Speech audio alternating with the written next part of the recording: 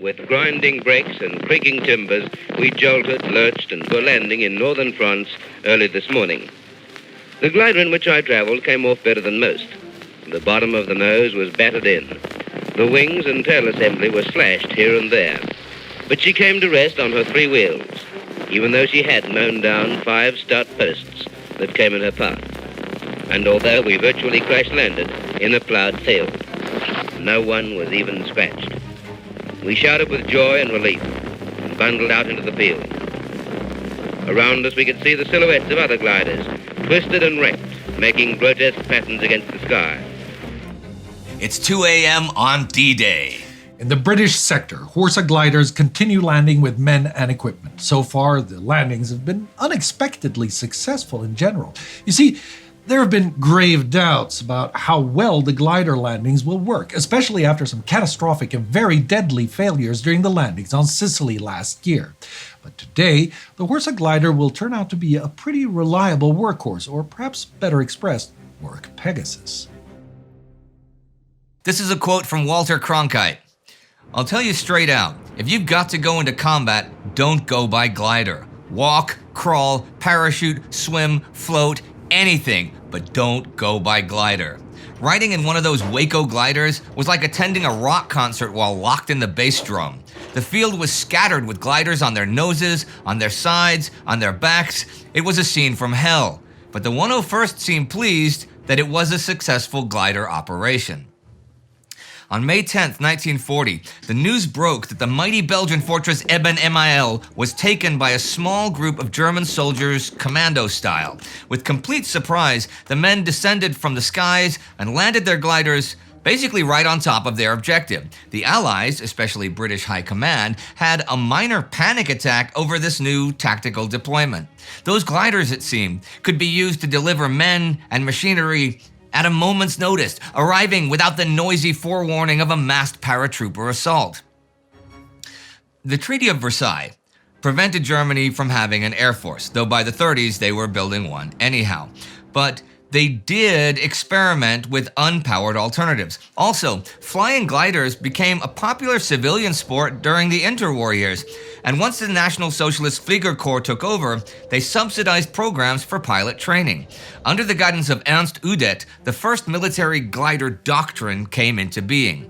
Udet envisioned the glider's role as a modern Trojan horse that could land unnoticed behind enemy lines.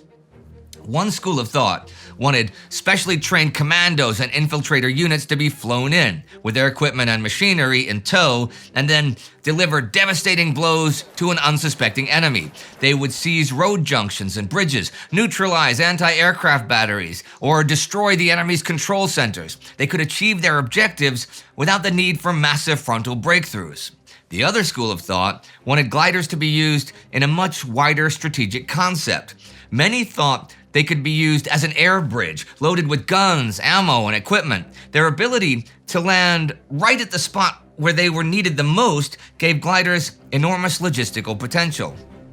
Ever since the introduction of paratroopers, military men thought about the possibilities of adding the third dimension to the battlefield.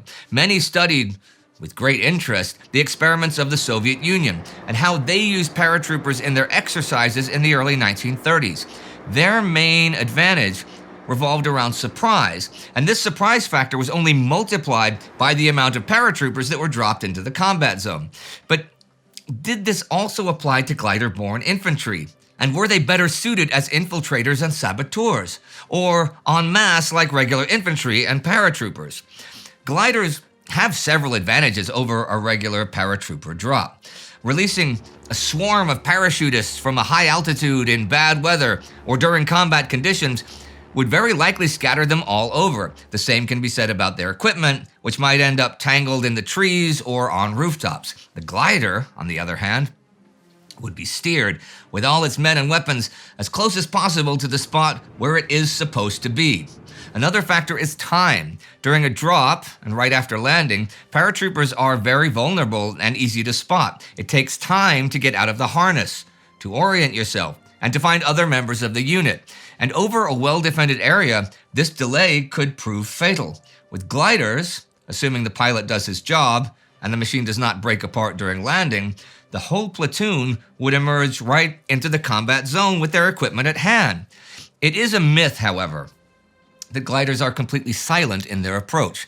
The stress of wind and speed on the fabric and canvas certainly causes some noise during flight, but they are still fairly stealthy and they descend quickly to the ground. So, if everything works as planned, then an experienced glider crew could infiltrate enemy lines without being noticed, land with precision, and almost instantly go into action.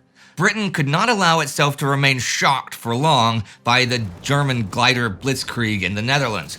Just weeks later, when the last of the expeditionary force had been evacuated at Dunkirk, Winston Churchill demanded a powerful force to strike back across the Channel. We ought to have a corps of at least 5,000 parachute troops, including a portion of Australians, New Zealanders, and Canadians, together with some trustworthy people from Norway and France.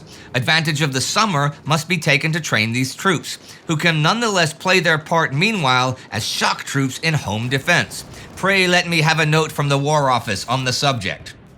Well, a year later, Britain had a strategic bomber and fighter force, but their airlifting capability of transporting these thousands of paratroopers was still non-existent. Too expensive, too little industrial capacity. Gliders, on the other hand, could be squeezed in. However, there were still no doctrines, no personnel, no machines available. Everything had to be organized from scratch. It would be false, though, to say that Britain had totally ignored the existence of gliders. A British Gliding Association was formed in the interwar years, and military leadership, although not interested in actually using them, had at least observed the experiments made by the Soviet Air Force and their tech developments, such as the GN-4 glider built by Moscow Glider Works. The cost-to-benefit ratio meant that unpowered gliders were relatively cheap and easy to manufacture. Basically fully made out of plywood, canvas, and timber, even the workshops of furniture manufacturers could assist the RAF in building them. There were, of course, many different experimental designs, differing in size and space, but in the end, it came down to four major designs: the Hotspur, the Horsa, the Hamilcar, and the American-made Hadrian. Yes, the H is intentional. The General Aircraft Hotspur was the first military transport glider that seemed to fulfill the requirements. But just by looking at it, many pilots were not convinced they weren't stepping into a converted civilian glider. The Hotspur Mark I had a fairly narrow fuselage, which forced the pilots to sit behind each other. It had only enough space to carry 6 additional soldiers, sitting either in front or behind the wings. The small space did not allow for comfort or for much additional equipment either. After much testing, British High Command decided not to use the Hotspur in combat, but for training, and to wait for a bigger and more sophisticated version. Such a version came with the airspeed Horsa. The Horsa is originally planned as a paratroop transport before it is redesigned as a glider. So the fuselages of the Horsa Mark I and II are already much larger than the Hotspur, and it can carry up to 7,300 pounds of weight. That means there is room for either 28 men, or 2 jeeps, or maybe a truck and a motorcycle. Although it is expected to carry heavy loads, the Horsa is still entirely made of wood. Its skin, ribs, and spars are basically just layers of laminated timber of varying thicknesses glued together. Its 2 pilots can at least sit side by side behind a large plexiglass window, which makes controlling the glider much easier, but the controls themselves are still very basic. A spade-handled control column, foot pedals, an altimeter and airspeed indicator, and the release knot for the tow rope. Speed is controlled with hydraulic flaps that also allow the glider's keel to be leveled out during the flight. The Horsa has skid rails underneath the fuselage as well as landing gear to take the brunt of impact while landing. To solve the major problem of how to unload men and cargo as quickly as possible, Airspeed tries to fit out its Mark II with a hinged nose that could be swung wide open. Although this is in theory a good idea, it also proves very vulnerable during landing. Another flawed idea is to add explosive Cortex charges around the rear bulkhead to simply cut the fuselage in half after landing. That is rather hazardous, though, to a plane made out of wood and canvas. In the end, airspeed goes with the simplest method. They give the glider crews wrenches, with which they can loosen the bolts of the tail sections. The Horsa will remain the major workhorse of the British glider force for the rest of the war. But actually using them on D-Day is still not a straightforward decision. The track record of the glider force is not very convincing. During Operation Freshman, the first attempt to take out the heavy water plant in Norway, 2 Horsa gliders crashed in bad weather, killing or wounding nearly all the crews. In July 1943, during the invasion of Sicily, many towing aircraft released their gliders far too early, and lots of them crashed into the sea or against the rocks. Such heavy casualties means that the program is never without its skeptics. Good training is of the essence. Under Lieutenant Colonel John Rock and the Central Landing Establishment, Britain begins building up paratroopers and glider infantry. Flying a glider is in many ways different from flying a regular plane. The pilot must have stamina and concentration to control the glider during flight. Even before free flight, since it's towed by the tow plane, the pilot also has to keep a keen eye on the rope. It can't become too slack or too strained. The glider also must fly slightly above or below the tow plane, never straight in the same flight path. This can lead to turbulence, which might rip out the rope completely. Flying a glider was very different from flying a powered plane. The latter was an autonomous entity, free to climb or dive, or to turn this way or that at your absolute will. The plane and yourself became one. You never became one with the glider. It was always in trammels, under restraint. It had to go where the tug went, like it or not. When it climbed, the glider had to climb too. When it turned, the glider had to follow around. An absolute case of, whither thou goest, I shall go. Up currents and down currents are always an issue, giving jolts and sending the glider either up and down, left or right, and each time the glider pilot must correct, which requires a state of continual concentration.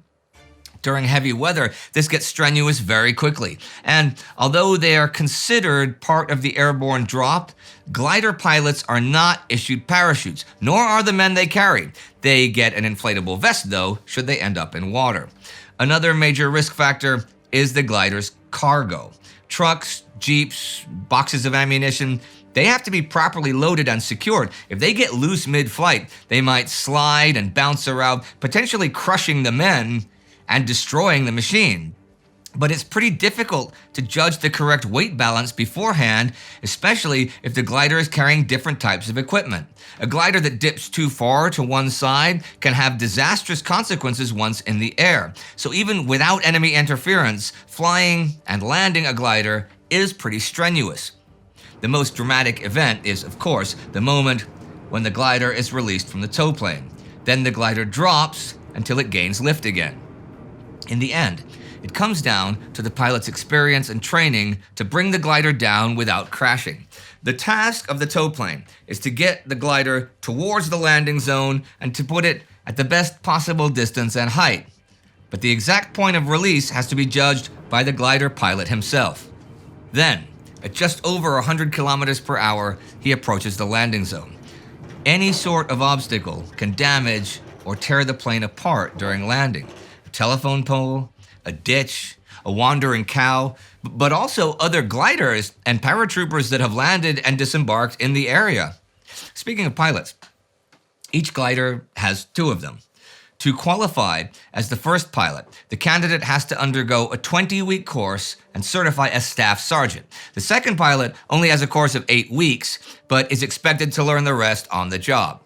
However, there is much more to it than just the flying. John Rock's successor, after Rock is killed in a glider accident at night, is General George Chatterton, who takes over the glider program with a passion. To him, the glider program can only accept volunteers, and they must be identified as specialists. Chatterton wants something he calls the total soldier, a dual emphasis on both piloting and soldiering ability. You are the first to form the Glider Pilot Regiment, a regiment without history or tradition, and at a time when we have experienced a series of bad defeats all over the world. This being the situation in the moment of defeat, we will forge this regiment as a weapon of attack. Now, we consider ourselves to be unique in that not only will we be trained into pilots, but also we will have to fight on the ground. Therefore, we must be total, in all and everything. We shall fly, master all infantry weapons, drive tanks, jeeps, and trucks. In fact, there is nothing we will not train ourselves to do. Chatterton was a bit dramatic, but he knew that once landed, the glider pilots could not simply return back home like regular aircraft pilots. If the machine is brought down in one piece, then the men have to quickly gather their wits and their weapons and make for the exit. The tail section is unbolted, or more often than not kicked down, and the nose section of the Horsa is swung open. In the first hours after the landing, the pilots are expected to survive and fight until there is a possibility for them to be extracted. For the largest amphibious operation in history, the gliders play an important part right at its earliest phase. It is a dangerous assignment, but a crucial one. In fact, the whole invasion might well depend on denying the Germans the ability to get reinforcements to the beachheads to fight them off. But if everything should just go to hell, the glider pilots are fitted out with escape kits, emergency rations, and the famous maps printed on silk scarves. Since the glider can't simply fly out of the combat zone, the pilots can only hope to find some safe houses before the Germans get to them. If that happens, then they are simply ordered to not break under interrogation.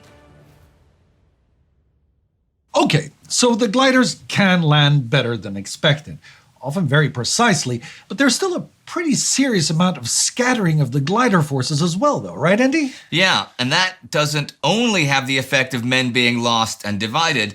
Often they're missing the stuff they need. For the men planning the assault on Merville Battery, just basic troop numbers, as well as arms, equipment, and vehicles, is a real issue right now.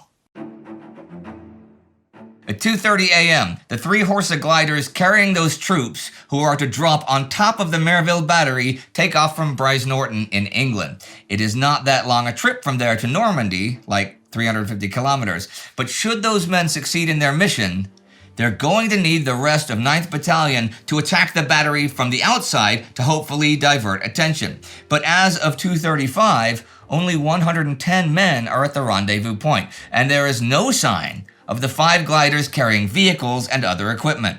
Commander Otway decides to wait for more arrivals. By 2:50, there are 150 men there, out of 750 in the battalion. They have a machine gun and 20 Bangalore torpedoes, but no mortars, no 6-pounder guns, no jeeps, no trailers, no scaling ladders, no mine detectors, no sappers, no field ambulance, though they do have 6 medical orderlies. Otway decides to advance on the battery with what he has. He is missing 600, yes, 600 of his force of 750 men.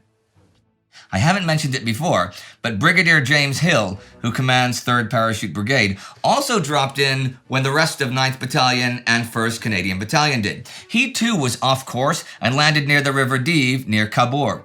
He had to wade through over a meter of water and several irrigation ditches, this is the wet area that killed a number of paratroopers, and gathered up some men and began heading for Sainte-M.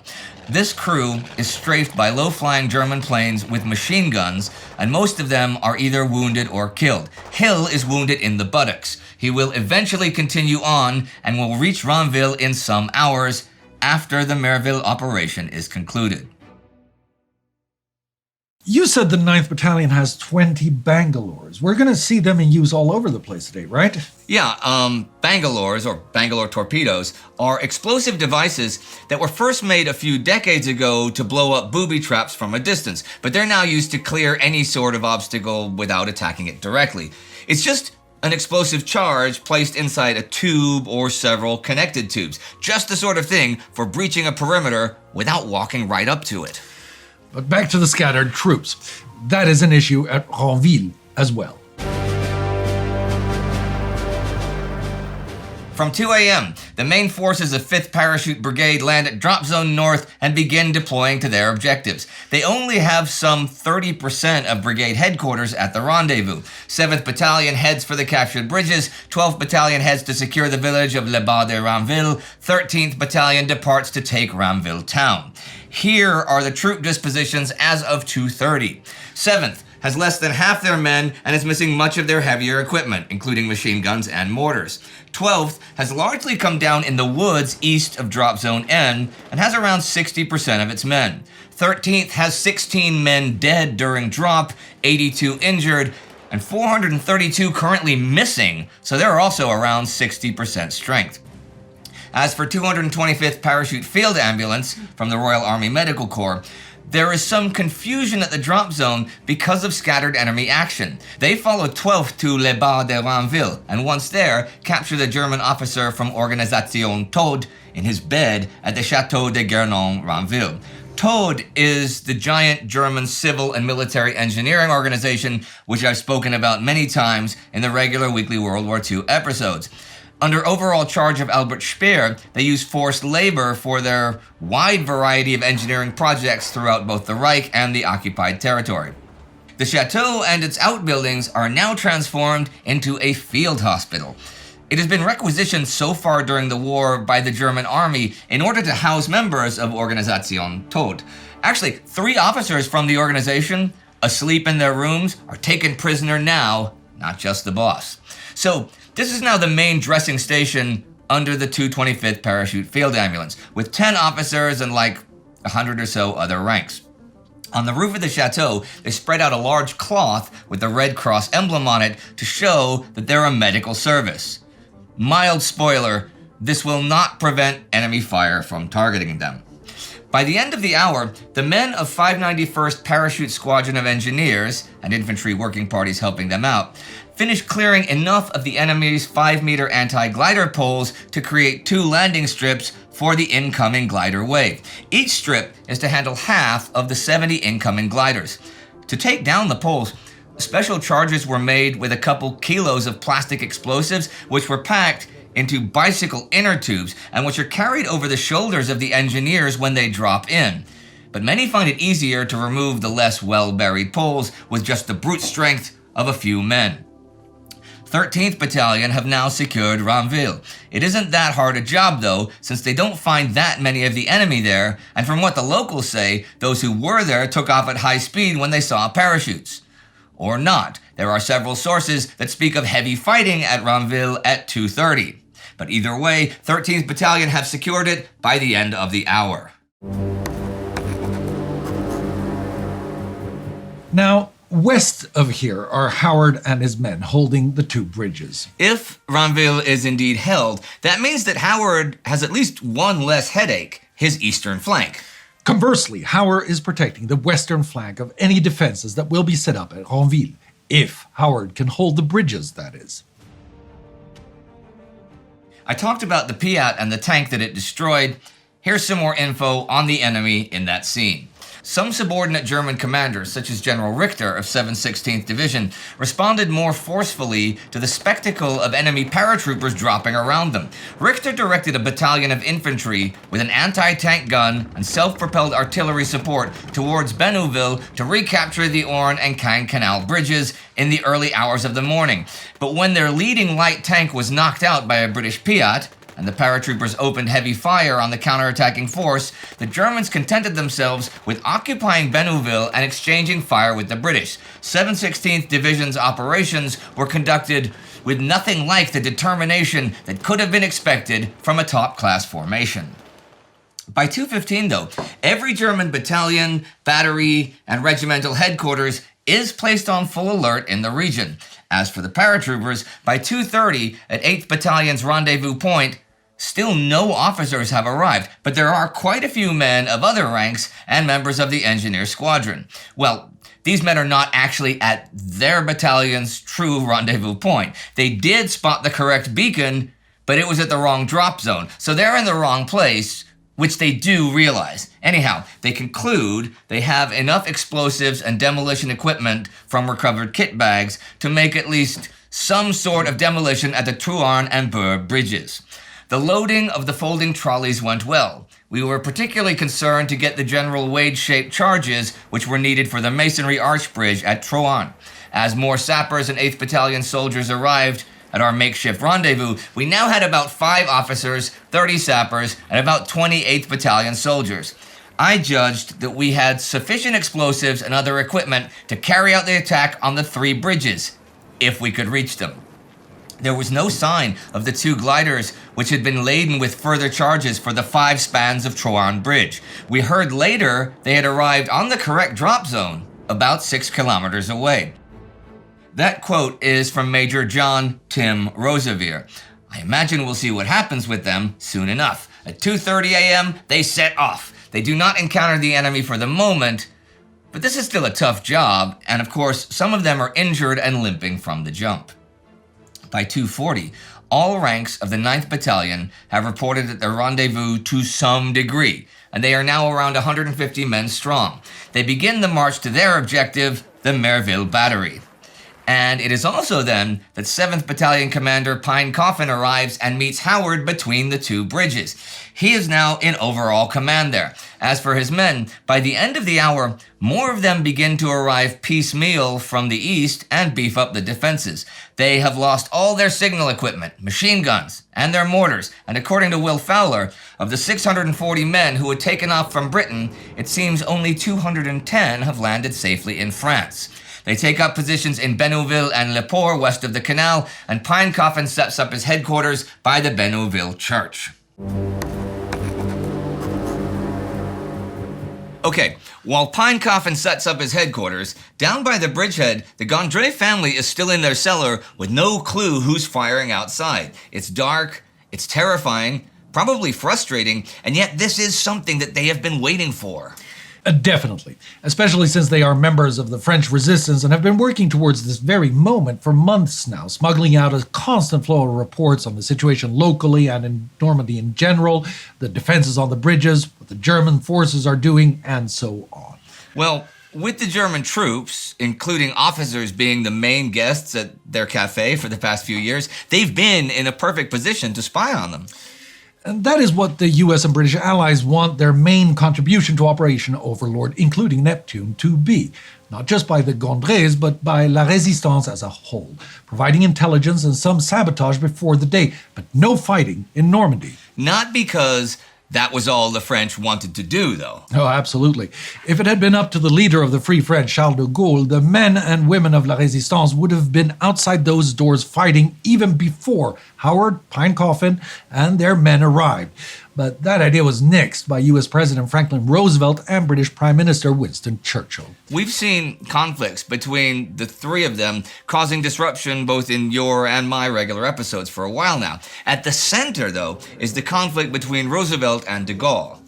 Roosevelt is absolutely opposed to de Gaulle assuming the presidency in a liberated France without a free and fair election by the French people.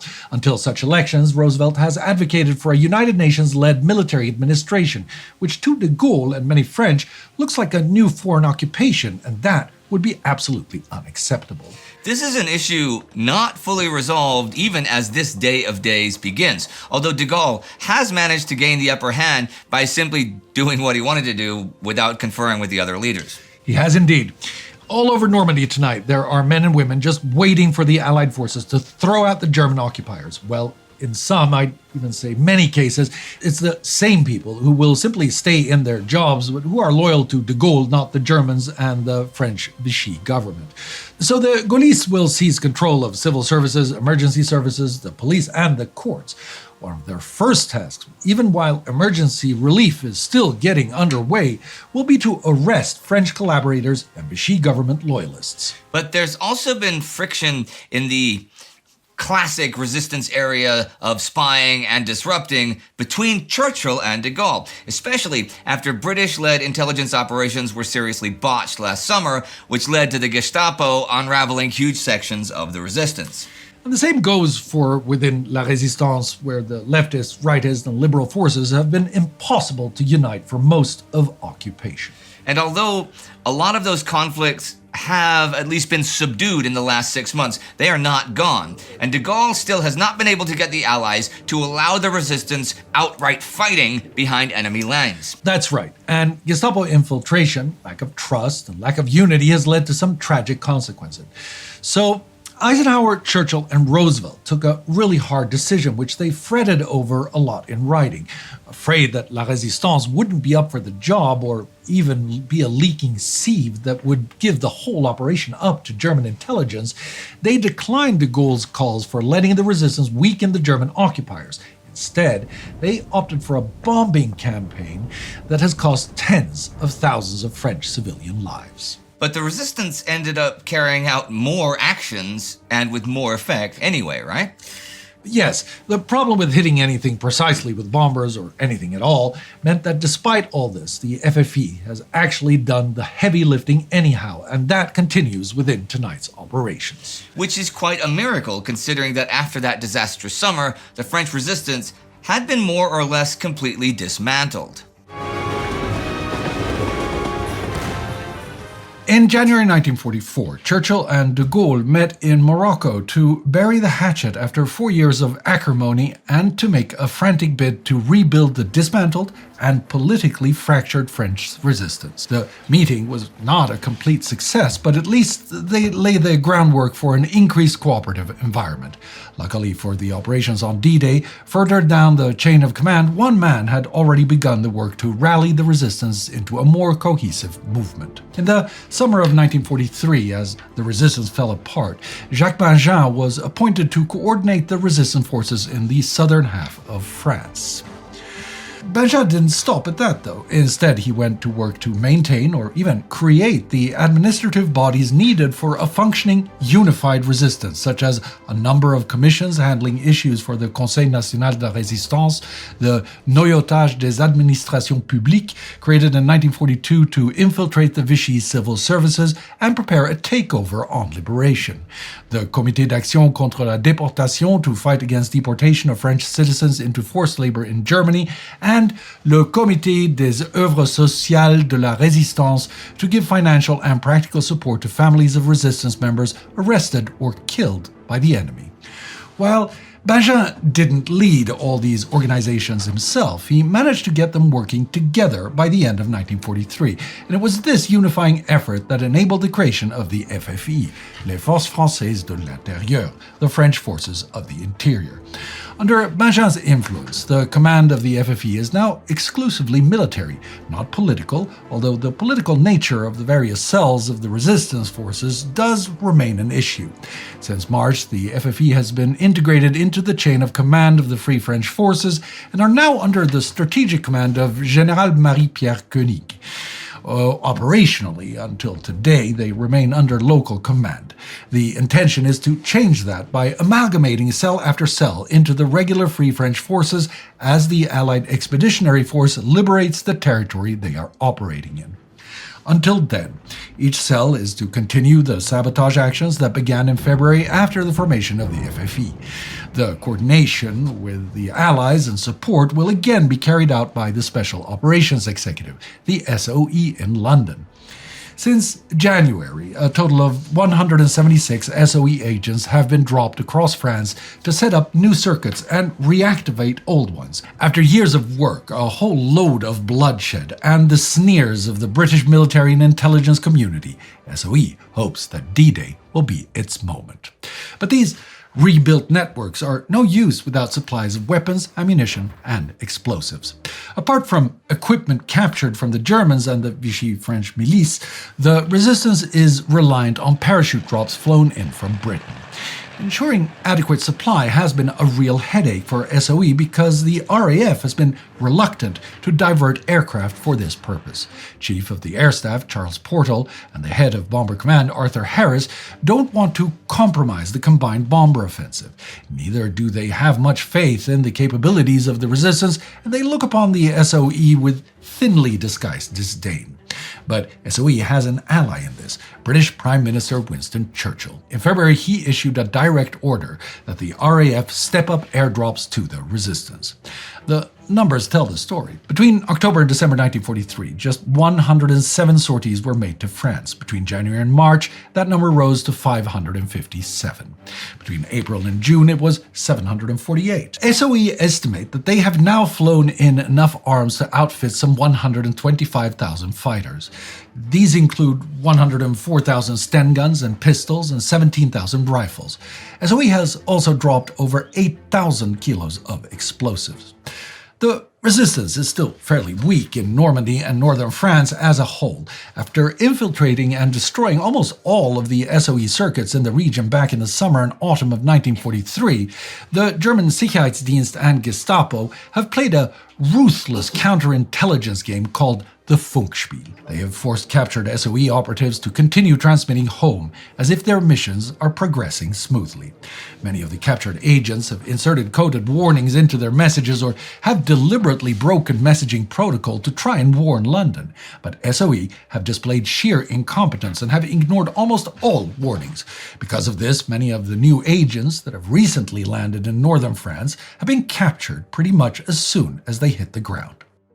Things are a bit different in the south of France. The circuits that sprang up in the unoccupied zone had some degree of separation from those in the north. Over the past few months, there have been successful attacks on factories producing aircraft components, ball bearings, and gunpowder, as well as munition storage depots. Because of this, the Germans have brought some of the methods of the Eastern Front to France. Anti-partisan sweeps conducted by the Army and SS began in January and have seized significant chunks of the weapons and equipment that SOE have flown in. And just as is the case in the East, the SOE agent Harry Pellevé will later recall that the Germans took revenge on the women, children, and old men. The resistance in northern France may have been quieter, but they have supplied extremely valuable intelligence to the Allies. French office workers in the Organisation Todt have supplied maps and plans. French civilians have supplied details on the bridges that Allied forces will have to seize. Even French laundry workers have been identifying German divisions using the numbers inscribed on the clothes labels. Now, Schaeff wants the resistance to slow the movement northwards of forces in other parts of the country, chiefly General Johannes Blaskowitz's Army Group G, which is stationed in Toulouse, Bordeaux, and across southern France. The mission began last night at 9:45 p.m. when the BBC French services broadcast coded messages alerting SOE circuits and the resistance that the landings would take place the following day. Across France, thousands of men and women left their homes. They rallied their fighters, retrieved weapons, ammunition, and explosives from hiding places, and set forth. One of the SOE agents who responds to the call is a 22-year-old Englishman named Anthony Brooks, who leads a circuit codenamed Pimento. Brooks has established himself with the French railway workers, the cheminots. Together, they've contributed to the 1,800 locomotives sabotaged over the past year. But now, with the landings coming, Brooks has an extra urgency. Just before midnight, Brooks set out to delay the movement of the 2nd SS Panzer Division Das Reich, which is refitting in Montauban. Das Reich are a formidable force. They are battle-hardened and are strong in men and machines. Chances are they will be summoned north to counter the landings. If Brooks can hold them up, he'll be doing a lot to reduce the immediate danger to the Allies. Das Reich's armored vehicles are under heavy guard, but Brooks has identified the division's Achilles heel. The railway flat cars that the division uses to carry its tanks and assault guns are sitting unguarded in a railway siding. Tonight, Brooks and his comrades drain the oil that lubricates the axles of these cars. They replace it with an abrasive paste flown in over from London. They've used this in previous acts of sabotage, and Brooks hopes that this will damage the flat cars to the point of uselessness. He hopes that the division will have to waste precious time hunting around for spare flat cars or will be forced off the rails entirely. But we shall have to wait and see how this sabotage turns out. Will it prevent German reinforcements from arriving? And how will the SS men of Das Reich react when they realize they've been targeted? It's not just future German defenses that are unknown this day. On the ground itself, it's only really now that the enemy situation is becoming known, and at that, piecemeal, as the enemy is encountered. Back at 1:05 a.m., a C-47 carrying a stick of paratroopers is hit by flak and goes down off the coast of Plant-du-Puits. At least 4 of the men manage to get out before the crash. 2 of them land on the punt and are captured. The one will later escape. The other 2, Raymond Crouch and Leonard Goodgall, land on the shoreline at the base of the cliffs. They will remain there until after the dawn. I mentioned this minor activity, these first troops this day to land here, because it allows me to introduce the Plant-du-Puits. Just as the airborne drop was indivisible from the Utah landings, so too the suppression of the Plant-du-Puits position was a necessary component of Omaha. The Germans call this position WN-75, and it has 155mm cannons, formerly belonging to the French, each of which can fire 2 95-pound shells a minute and can fling them 19 kilometers out to sea at whoever decides to show up there. It is this range which really sets the anchorage of the Western Task Force, and that in turn sets the distance that any landing craft must cross back and forth. Here is a brief history. The battery was set up in 1942, just after the Dieppe raid, to protect Grand Camp Harbor just to the west.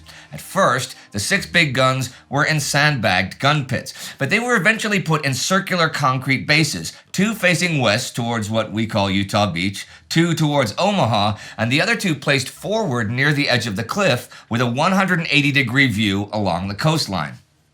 The men that currently man this strongpoint are not those that formerly did, though. In 1943, the younger and more fit artillerymen were sent to the Soviet Union to fight, and they've been replaced by both reservists and wounded Eastern Front veterans, but not in the same numbers. By now, there are 85 gunners, down from 145 in 1943. When Rommel arrived on the scene, they had begun plans to put the guns in bomb-proof, reinforced concrete casemates. By today, 2 have been built and 2 are under construction. There is also a fire control post there with a telemeter which gives accurate artillery coordinates. There are 2 bunkers with 37mm AA guns, a bevy of machine gun posts, personnel bunkers deep underground, and minefields and barbed wire. Those 85 men are the 2nd Battery of the 1260th Army Coastal Artillery Regiment under Oberleutnant Brotkorb. He, interestingly enough, got his post when his former commander, Lieutenant Eberling, was sent to the USSR for not firing on 3 British warships that appeared in range last October. Eberling's explanation for not doing so was, "I can't hit sparrows with these guns." The battery has 125 grenadiers of the 716th Static Infantry Division as close support backup. I mentioned 6 big guns, but today there are only 5. There have been 4 air raids on the Pointe in the past 6 weeks, and one of the guns was destroyed. So the other guns have been moved. They are in an orchard screened by a hedge about 1.5 kilometers away. The 500 Organisation Tod laborers on site were ordered to cease all work due to the air raid hazard. Substitute wooden poles under camouflage netting perpetuated the idea that the guns were still in place. This ruse was well known from the American Civil War era, when such decoys were known as Quaker guns, so called since Quakers oppose all violence. This would be a temporary relocation, the guns returning when the building work was complete, which it is not. In some cases, the discovery is sudden and shocking for both sides, especially when you drop out of the sky and land right on top of an enemy you didn't know was there and who also did not expect you to arrive.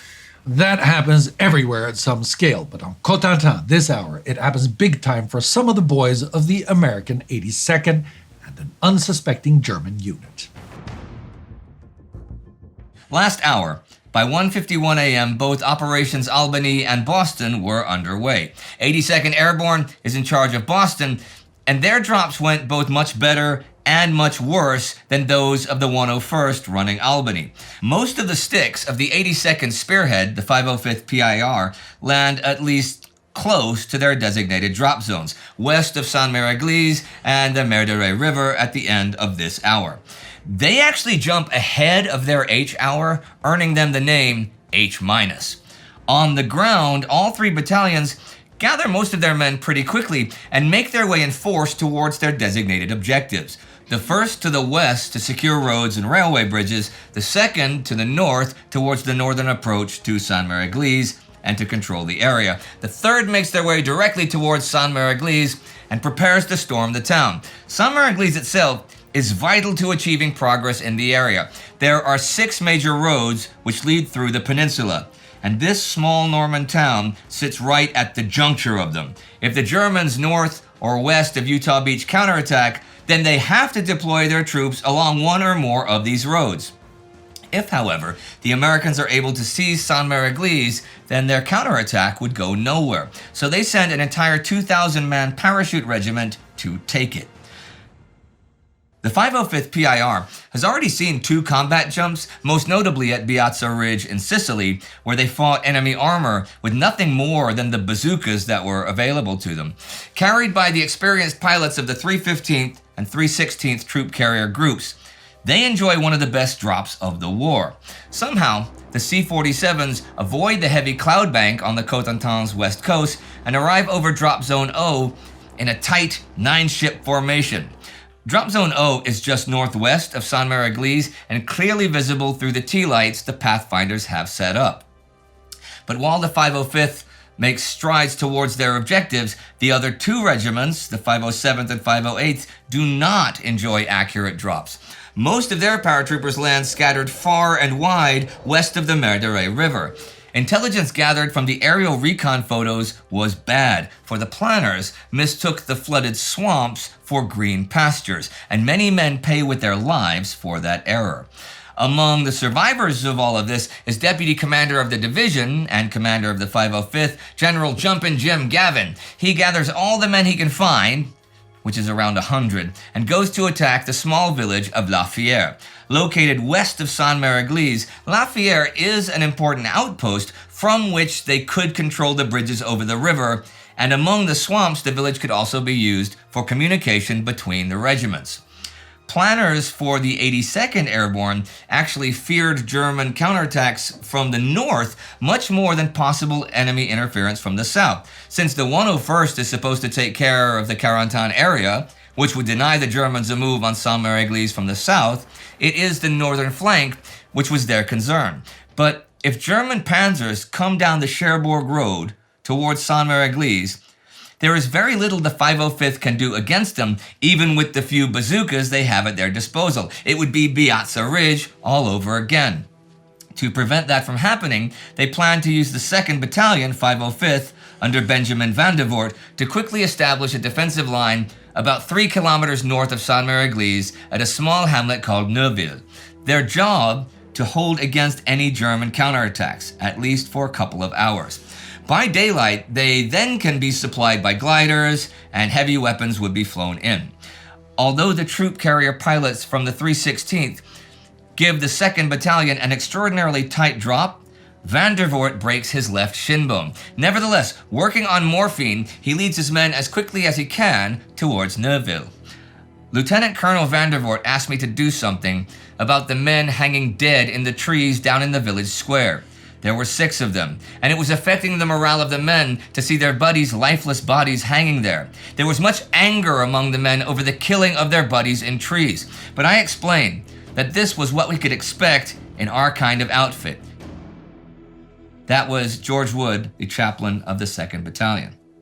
The 315th Troop Carrier Group carries a special passenger onto Drop Zone O. Accompanied by 10 of his officers, the commander of the 82nd, Matt Ridgway, is dropped in about 2 a.m. At 49 years old, he is the oldest paratrooper this night. But although dropped right where he is supposed to be, Ridgway finds himself all alone in the bocage. Maybe no airborne drop goes as badly as that of the 508th PIR.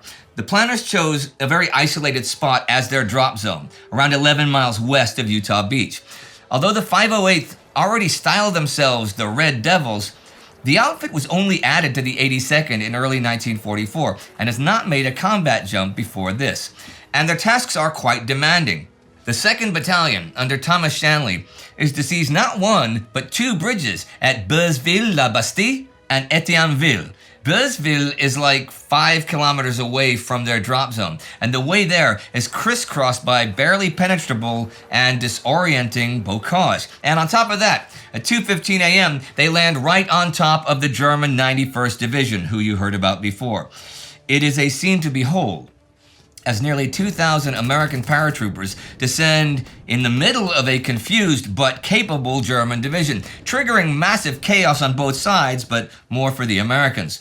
Most of the commanding officers of the 508th are either killed or captured as they descend to the ground. Others are scattered for miles, like Louis Mendez commanding 3rd Battalion, who won't see his battalion for 5 days.